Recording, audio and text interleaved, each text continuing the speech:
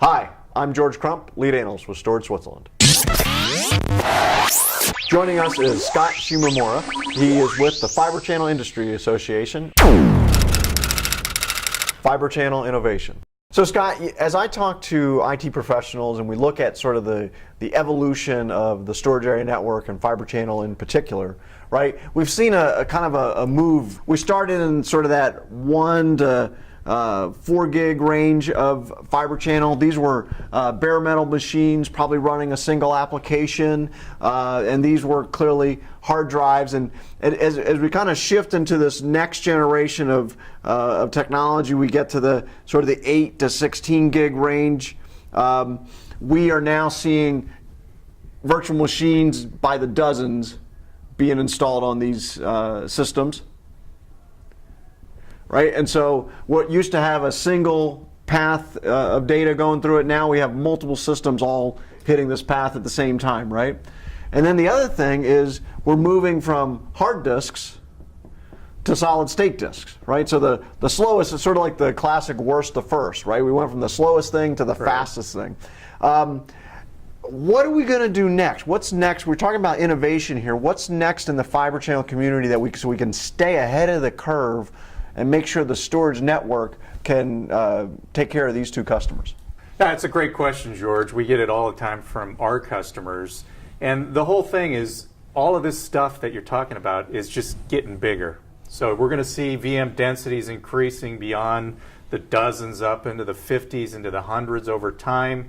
And then the solid state storage story is it's only going to get more into the data center. So today you're seeing it in pockets in high performance applications. It's going to be more common, which is going to put all this pressure back on the network. Right. All of a sudden the storage network really matters, doesn't it? Right. So very recently we announced as an industry the intention to go to Gen 6 Fibre Channel. Okay. So Gen 6, that's going to be what exactly? Is it going to be sort of the next level up from here?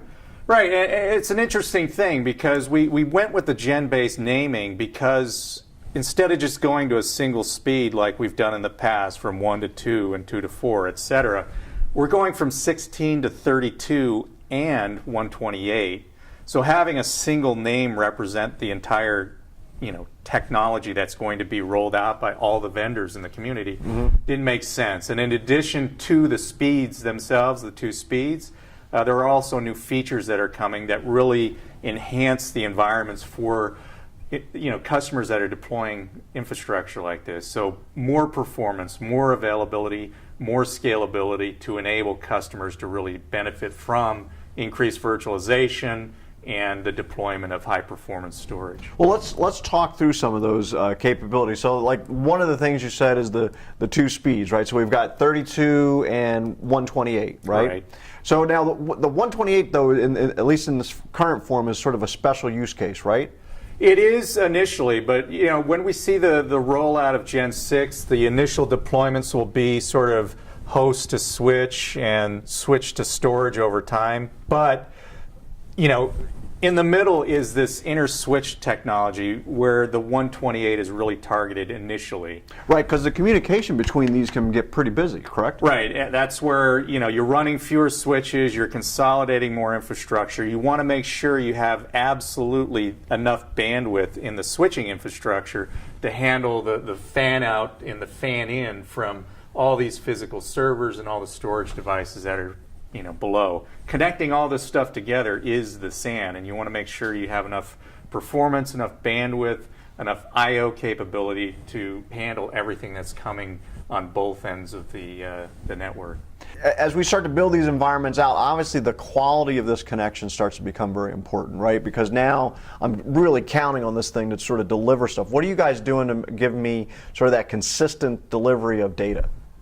Yeah, that's a great question, especially when you're dealing with these high-speed connections. So at 1, 2, 4, 8 gig, it didn't really matter. But as you start moving into 16, 32, and especially 128, you start to run into signal integrity issues, and you want to ensure that you're accommodating all these problems that may occur. So forward error correction is a technology that was developed originally on the Ethernet side for high-speed links, we're incorporating it into the standard for the 32 and 128. And the idea around that is we're making the transmission that much more reliable. So instead of a CRC error generating a request for another frame to be resent, we're fixing bit errors in the data stream proactively so that the devices on either end just simply do not know there's a problem with the transmission. Well, and I would think that not only certainly helps data integrity, but it probably also helps performance, doesn't it?